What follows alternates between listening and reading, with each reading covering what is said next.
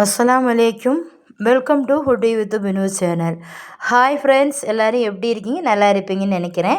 இன்றைக்கி நான் Christmas new இயர்லாம் வருது இல்லையா, அதுக்காக ஒரு ஸ்வீட் நான் பண்ணியிருக்கேன்.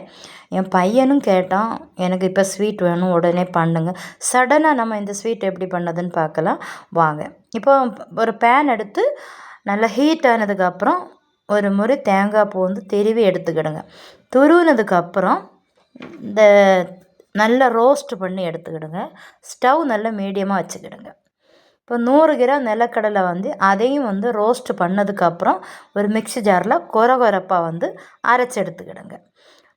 இப்போ ரோஸ்ட் பண்ணிகிட்டே இருக்கும்ல தேங்காய், அது கூட இதை கடலையை நல்லா மிக்ஸ் பண்ணிக்கிடுங்க.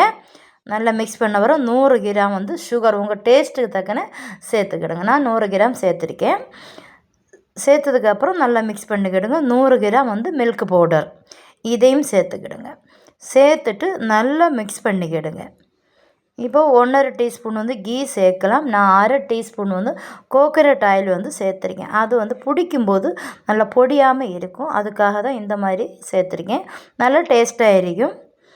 இப்போ நம்ம நல்லா ஆறுனதுக்கப்புறம் ஒரு மிக்ஸி ஜாரில் பாதி எடுத்து அரைச்சி எடுத்துடலாம்.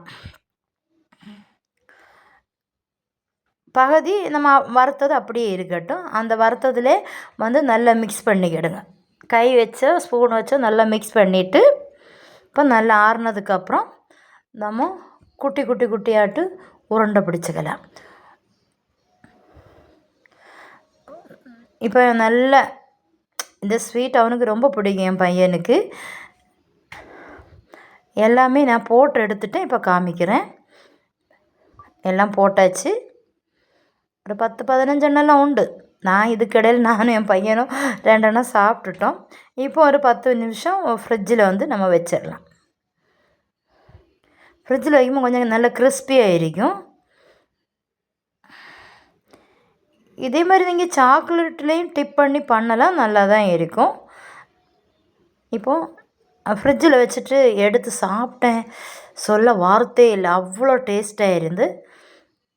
கண்டிப்பாக உங்கள் வீட்டில் ட்ரை பண்ணி பாருங்கள். மறக்காமல் சேனல் பிடிச்சிருந்தா சப்ஸ்கிரைப் பண்ணிக்க.